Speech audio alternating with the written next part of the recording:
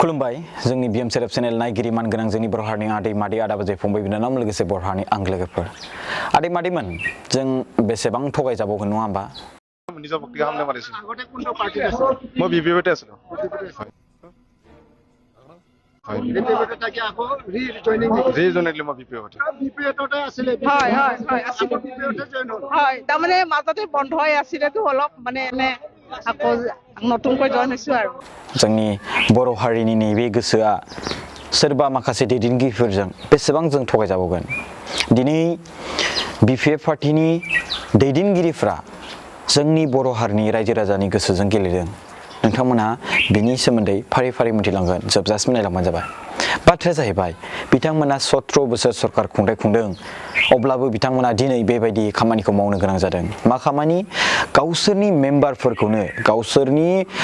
BPF पार्टीयाव जइन जाखानाय सुबुंफोरखौनो फिन जइन जाहोनानै मानसिफोरखौ गेलेदों मानसिफोरनि गोसोजों गेलेदों जेरै हमना ला बिथांमोना गावसोरनि मेम्बारफोरखौ लाबोनानै जइनिं देखायबाय जाहाथे गुबुन मानसिफ्राबो जइनिंआवहाय इच्छा जानायनि गोबां मानसिफ्रा जइनिं जादों बिसोरजों नाथाय जाय मानसिफ्रा जइनिं जादों बिथांमोननियाव बे अलरेडि बिपिएफनिखा आरो लोगोसे बिनि गेजेरावबो नैबे मोनसे गुथा लाबाव जे 500 सुबुंफोर जुदि जइन जादों होनना बुङोबा 500 नङा रायजो-राजाफोर बहाबा 50 जन 60 जन बेबायदिल' माखासे सोद्रोमाफोर आरो बेबो दैदेनगिरि नङा रायजो-राजाफोर जेनेरेल मानसिफोरखौनो फुस्लायनानै माखासे सुबुंफोरखौ जइनिं खालामहोयो बे बिपिएफ दैदेनगिरिफोरनि माखासे आखल आखुखौ नुनो मोनदों रायजो-राजाफोर स' जों बेसेबां थगायजाबावगोन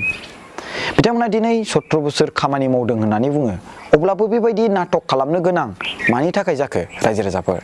नाटक खालामनानै रायजो-राजाफोरनि गोसोजों गुलायनो गोनां मानो जाखो बे मोनसे बिराद गिदिर ससियेल मिडियायावहाय सोंनाय फिननाय जागासिनो रायजो-राजाफोर आरो नोंथांमोना नुदों बे भिडिअखौ आं नोंथांमोननि गेजेराव फिन खेब माने फार्स्टआव आङो होना होगोन आरो लोगोसे नोंथांमोननो नैबेयावहाय क्लिप्सआव होना होगोन नोंथांमोना मिथिगौ ना जिसुआ चम्प्रमारी होनना बुंदों बामोनगावनि बिथांनि सोमोन्दै नोंथांमोना निउसाव नुदों बायदिसिना नुदों आं थारैनो बिथांनि जि खामानि मावनाय बेखौ आङो बाख्नायदों दै नाथाय दा ससियेल मिडियायाव बिथांनि नैबे माखासे बाथ्राखौसो कुइसन खालामनायखौ नुनो मोनदों बिथाङा मदद खालामनाय रांखौ बबेनिफ्राय मोननाय आरो बे रांखौ दा बिपिएफआव हाबदों हिसाबै बिपिएफनिफ्रायथ' लानानै खामानि मावफेराखैमोनथ' जे रायजो-राजाफोरखौहाय माखासे दुल मा होनोमोनलाय बाला सारफावनो थाखाय जेरै हमना ला बिथाङा मोजां खामानि मावबाय बिथांखौ नेक्स्ट थाखाय केन्डिडेट देखायबाय बिथाङा मोजां मोनलै मानसिया मोजां बे हिसाबै मानसिफ्रा बिथांखौ सापर्ट खालामगोन बेबायदि नामा होननानै माखासे ससियेल मिडियायावहाय दिनैहाय बिथाङा जिहेतु जइन जाबाय बे बाथ्राखौ सावरायनो नुनाय मोनदों ससियेल मिडियायाव आंथ' बेसेबां सैथो आं बेखौ मिथिला बिथाङा दिनैहाय बिपिएफआव जइन जानो खारनाबो जादों जानो हागौ किजान बिथाङा जे खामानि ससियेल वार्क खामानि मावदोंमोन रायजो-राजाफोरखौ थाइसे थाइनै मदद होदोंमोन बे बिपिएफनिफ्राय होदोंमोन नामा बिपिएफआ बिथांनो हरदोंमोन नामा बे खामानिखौ मावनो स' बेबायदि मोनसे सोंलु जादों रायजो-राजाफोर बे ससियेल मिडियायाव सोंलु जादों बे आंनि बुंनाय बाथ्रा नङा मानगोनां रायजो-राजाफोर दिनै माखासे बिथिङावहाय ससियेल मिडिया एबा इउटुबारफोरखौ बर' हारिनि गेजेरावल' दै बे गुबुन हारिनि गेजेराव नङा बर' हारिनि गेजेरावल' माखासे इउटुबारफोरखौ निउस होनायखौ माखासे थासारिखौ नुनो मोनो दै जास्ट इउटुबारफोरखौ इउटुबारा बयबो जानो हायो गोरिब गुन्द्रा न'खरनिफ्राय माहाजोन न'खरनिफ्राय गेजेर न'खरनिफ्राय मिडिल क्लास फेमिलिनिफ्राय बयबो जानो हायो दिनै मालिक सुबुङाबो इडुकेटेड पार्सन डक्टर लायाबो इउटुबार जायो नों नायदो फंसुं वांदुखौनो होनदो साइन्टिफिक बिथाङा इउटुबाव भिडिअ आगारो जाय इउटुबाव भिडिअ आगारो जाय इउटुबाव भिडिअ आगारनानै डेइलि बा उइकलियानो होन मान्थलियानो होन बिथाङा गावनि रायखौ देखायो गावनि गावखौ एक्सप्लर खालामना होयो गुबुननि सायाव एक्सप्लर खालामना होयो स' बैखौनोथ' इउटुबार होनो दिनै गोबां सुबुंफ्रानो इउटुबार नाथाय जाय मानसिफ्रा साइन्टिस्ट जाय मानसिफ्रा डक्टर जाय मानसिफ्रा प्रिन्सिपाल बिथांमोना जिहेथु बै बे पस्टआव दंखायो हिसाबै बिथांमोना इउटुबनि भिडिअ बानायब्लाबो बिथांमोनखौ इउटुबार बुङा नाथाय नोंथांमोनखौ नायोब्ला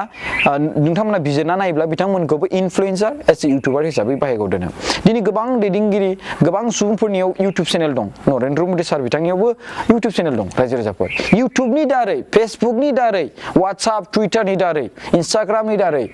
पलिटिक्सआ सोरजिजायो निउसआ सोरजिजायो आरो गोबां बिथिङाव जों नलेजखौ आर्न खालामो नाथाय खायसे सुबुंफोरखौ नुनो मोनदों बैफोर बुस्थुखौ मोजां इउज खालामनो रोङाखै जाय इउज खालामनो रोङिनि थाखाय जोंनि बर' हारिनि गेजेराव खायसे सुबुंफ्रा बैसोर सुबुंखौ बुंनो गोनां जादों जे ओरैबायदि नेवसिनो गोनां जादों ओरैबायदि होननानै नाथाय आं नोंथांमोननि सिगाङाव बुंनो सानो नोंथांमोना जुदि इउटुबखौ गेलेनाय मोनदोंब्ला अन्नानै बेखौ नेवसिगार नोंथाङा जुदि इउटुबाव जुदि हाबनो लुबैदोंब्ला मोजां फकास खालाम you have to focus नों बेखौ नोजोर हो गोसो हो बिनि सायावहाय नों बोरैहाय मा कन्टेन्ट खालामगोन नों बोरैहाय भिडिअ बानायनानै रायजो राजाफोरखौ मोजां इनफरमेसन होनो हागोन नों जुदि ब्लगार जानो लुबैदों ब्लगारखौ नों मोजां फाइनाल जा नाखि नोङो बहा हाजिरा मावलायबाय दिनै ब्लगार खालामलायबाय हा बहाबा कम्पानियाव खामानि मावलायबाय दिनै blogger खालामलायबाय yes you can do नों मावनो हायो बेखौ नों फ्रि दं नाथाय नों जुदि मावनोब्ला फुरायै माने गोसो होनानै माव अब्ला नों बेयावनो साक्सेस मोनगोन नों नाखि कम्पानियाव खामानि मावनो गोनां जागोन नाखि नों बहाबा मावनो गोनां जागोन नों जुदि मेहनत खालामोब्ला बेनि सायाव मोनसेल' थांखियाव मेहनत खालाम अब्लानो नोंनि थांखिया साक्सेस जागोन बिबयसा सिगां मामोन बर' भिडिअ बानायोमोन हा बर'निफ्राय बिथाङा उनावहाय मा खालामबाय अमा बेदर गोथां जालायनाय हा माइब्रा सेरेब ना मा बिदि लोंलायलायनाय फार्स्टआव बियो गोबोरखि बा अमा खि बेफोरजों उरखोलायनाय बिरादनो भाइरेलिं भिडिअ बानायबाय बियो जाय इउनिक स्टाइल गोबाव मा होनो सां मैगं थाइगं माबाग्रा मा होनो मानलाग्रा बेफोरनि सायाव बारनानै थै गलायलायनाय साइकेल बिरदाव होलायनाय स' बे मोनसे इउनिक खालामनानै बियो माने गावखौ भाइरेल खालामहोदों रायजो राजाफोरनिसिम एन्टारटेनमेन्ट होदों रायजो राजाफोर स' बिनिखायनो बिनि भिडिअआ भाइरेल जालांदों स' नों मोनसे बेबायदिनो दिनै बिबयसा लाख थाखा खामायो स्पन्सरजों लोगोसे गोबां थाखा खामायो स' नोंबो जुदि नों डिग्री पास जाबाय नों BA पास जाबाय दा नों जेबो खामानि मावनो रोङाखै बे नोंनिसो फल्ट बे नोंनिसो गोरोन्थि दा गुबुन सोरबा क्लास 10 आव फरायनाय सुबुङानो बा सोरबा हाई सेकेन्डारि फरायनानै मालाय लाख लाख थाखा खामायदों बेखौ नों मेगन सानानै खुनु लाब गैया आरो लोगोसे जाय मानसिफ्रा बानायनानैबो भिउज जायाखै मायाखै स' बे नोंथांमोननि खोथा नाथाय आं नोंथांमोनखौ बुंनो सानो अन्थाइखौ देबाय थाब्लासो अन्थाइया गेग्रेबलाङो थिग बेबायदिनो भिडिअखौ भिउ मोनाखै होननानै ज्राब गारबाथाय जानाय नङा बानायबाय थानांगोन एकदमबारे हा मोजां कन्टेन्ट भिडिअ इडिट खालामनो फार्स्ट थिंस भिडिअ इडिट खालामनायाव नोंथाङा भिडिअ इउटुबार जानोब्ला इनफ्लुएन्सार जानोब्ला इडिट खालामनायखौ सोलोंनांगोन भिडिअ खेबनायखौ सोलोंनांगोन लाजिनाय मुगैनाय मेंनाय बेखौ गारनांगोन मिथिबायना नों जुदि बहाबा भिडिअ बानायनो ब्लगिं खालामनो जुदि लाजियोब्ला अब्ला बहाथो नोंलाय इनफ्लुएन्सार इउटुबार जागोन बहाबा नोङो मा होनदों इडिटिंखौनो खालामनो रोङाब्ला भिडिअ इमारजेन्सि दानाबा बे भाइरेल जाथावना भिडिअ बिनि सायाव नोङो शुट खालामबाय नोंबो थाफाबाय आपडेट होबाय नों बेखौनो थाबैनो नों लाजिनानै जुदि नोङो भिडिअखौनो बानायलाबा आरो नों लोगोसे मा होनदों इडिटखौनो खालामनो रोङाब्ला स' बिनिखायनो खायसे सुबुंफोरा माने गोग्लैसोयो जे गाव इडिट खालामनो रोङा गुबुन हायार खालामसिगोन जि एसे इनकाम जायो बेबो नस्थ' जालाङो स' बेनिखायनो नोंथांमोना फार्स्ट थिंस इडिटिंखौ सोलोंनांगोन आरो स्टाइल सोलोंनांगोन आरो इडिटिंजों लोगोसे नोंथांमोन आं बुंबाय मुगैनाय मेंनाय बानाय बेफोरखौ नों जुदि गारलाङोब्ला आरो कन्टिनिउ एक्टिभ थाबाय थायोब्ला इउटुबाव निस्सय साक्सेस जागोन फार्स्ट इउटुबखौल' नङा नोंथांमोना मोनब्रैसो माने सायावहाय पेजआव मा होनोमोनलाय बेखौ प्लेटफर्माव नोजोर होनांगोन फेसबुकनि प्लेटफर्म इउटुबनि प्लेटफर्म टुइटारनि प्लेटफर्म आरो इन्स्टाग्राम प्लेटफर्माव बेवहाय जुदि नोजोर होयोब्ला अब्ला नोंनि इउटुबाव ससियेल मिडिया इनफ्लुएन्सार जानायनि साक्सेसआ एसे मा होनदों चान्सेस थागोन आरो इडिटिंफोरखौथ' आं बुंखाबाय बेखौ थाखाथारनांगोन होननानै कम्पालसरि स' बेनो आरो स' सोरनिबा सासे सुबुङा साक्सेस जादोंब्ला बेखौ नों मेगन सानानै खुनु लाब गैया आरो मोनसे खोथा बुंनो सानदों इउटुबाव जुदि सोरबा सासे इउटुबारा जुदि भिडिअ बानायनानै सोरबा पलिटिक्सनि सोमोन्दै बाथ्रा बुङोब्ला बेयाव खुनु बादा गैया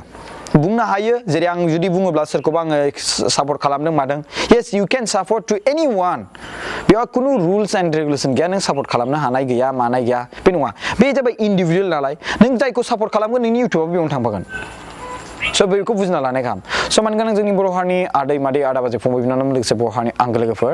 स' बेनो दिनैनि आङो जे नोंथांमोननि सिगाङावहाय बाथ्रा बुंनो साननाया गोबां बिथिङाव बाथ्रा बुंनो दङ आरो नोंथांमोननि सिगाङाव आङो सिगांनिफ्रायनो बुंबोबाय थादों आरो बैफोरखौ नोंथांमोना बुंफिनजाफिननो लुबैब्ला आं बुंबाय थालांगोन जेरै हमना ला नोंथांमोनहा हिन्जाव खारनायनि बुं मानायनि बुं दायो नोंथांमोना नुनो मोनदों हिन्जाव खारनाय मानाय गोबां खम जालांनो हमदों नङा होमबा हिन्जाव खारनायनि मानायनि गोबां खम जालांनो हमदों आरो लोगोसे माखासे सुबुंफोरा हिन्जाव खारनायनि मानायनिखौ हमदों बिनि थाखायबो गोबाङानो स्ट्रिट जालांदों नोंथांमोना बिनि सायावहाय निउसफ्राव नुयो खामानि मावनायफोरखौ नुयो गोबां मोजां खामानि मावनाय मानगोनां रायजो राजाफोर आं बेखौसो बुंनो सानदों नोंथांमोना जिहेथु आंनि चेनेलखौ साबस्क्राइब खालामदों नङा होमबा आंखौ फल' खालामना लादों आं नोंथांमोननि सायाव बुंनो सानदों पलिटिक्सनि सोमोन्दै आं एक्सप्लरथ' खालामखागोन it's very important to everyone बे जों गासिनि थाखाय इम्पर्टेन्ट जे जों राइट सैथोखौ जों चुज खालामनो थाखाय सोरबा सासेथ' एक्सप्लर खालामग्रा थानांगोन दिनै मानगोनां प्रमद बर' सारा 2.5 बोसोर होननानै बुंजागासिनो दं नाथाय 2.5 बोसोरनि गेजेराव 1 year कर'ना भाइरास थांदों 1.5 बोसोरल' मोनदों बिथाङा बेसेबां गिदिर खामानि मावलांगासिनो दं सुपार 50 मिशन बायदि माइनाव सोरां बिथांखि बेबायदिनो मासरुमनि माखासे मिशन लानानै लेन्ड मेला मिशन आरो बिनि गेजेरावहाय जोंहा जेरै school adaption programme Mission Bay बिराद मोजां स्कुल एडप्शन प्रग्राम मिशना नोंथाङा जुदि रां दङब्ला नोंथाङा एडप्ट खालामना लानो हागोन स्कुलफोरखौ आरो लोगोसे नोंथांनि जि रां बेखौ एसे बेवहाय इउटिलाइज खालामनो हागोन मदद हिसाबै डनेसन हिसाबै आरोना स' बेबायदि मोनसे मिशन जेरै जों हमना ला बड'लेण्ड मिशन अर्गानाइजेसन बै समाव जोङो बुंदों बिनि दारैनो सोरबा सासे सुबुङा थाइसे थाइनै थाइथाम डनेसन होयोबा अबेबा बायला जिला स्कुलखौ जों बानायना होनो जों रायजोनि जानानै बेखौ मावनो नागिरदों नङा होनबा थिग बेबायदिनो सोरबा सासेया जुदि कन्ट्रेक्टरानो होन सोरबा बिजनेसमेनानो होन जुदि रां दङब्ला बिथांमोना गाव बेखौ एडप्ट खालामना लानो हागोन आरोना खांनानै लानो हागोन बेयो नांगौ माने मा नांगौ मागौ बेखौ बिथांमोना माने होगोन आरो माने बेबायदि आरोना रायजो राजाफोर स' बेबायदिनो गोबां खामानि मावदों सुपार 50 मिशनखौथ' माने नोंथांमोना मिथिखागौ गोबां बिफाफ्रा गाबलायलायदों मानगोनां प्रमद बर' सारखौ अननानै बिथांनिसिम बिथां सार प्रमदनिसिम साबायखर होनाय जायो बिथाङा गोबां जोंनि अभाबफोरखौ सुफुंनानै होनायनि थाखाय धन्यबाद होयो जोंहा गैजायाबो खस्थ'यैसो जों फोरोंबोदों फिसाखौ दासो एसे गयफ्रा सिखारनानै जोङो मोननो हादों मान होनानै जे नोंथांमोना नुदों जे प्रमद बर' सारा माखासे गोरिब न'खरनि बा मालिक न'खरनि जाय गथ'फ्रा टेलेन्ट स्मार्ट बिथांमोननि जि सायाव टेलेन्ट सार्च एग्जाम होनानै एग्जामखौ होना एन्ट्रेन्स एग्जाम होनानै बिथांमोननि टेलेन्टखौ लानानै बिथांमोननो सोर सासेया मा जानो लुबैदों डक्टर जानो लुबैदों इन्जिनियार जानो लुबैदों IAS IPS जानो लुबैदों बिथांमोननो कचिंनि फ्रि गभर्नमेन्टनिफ्राय बड'लेण्ड गभर्नमेन्टनिफ्राय होदों बेफोरबायदि गोबां बिथिङाव खामानि मावदों रायजो राजाफोर दा आं बे बाथ्राखौ बुंनो सानदों BPF पार्टिफ्रा गावसिनि दालां लामा बानायनायाव मानो थाबायदों मादों बिदि होनना बुङो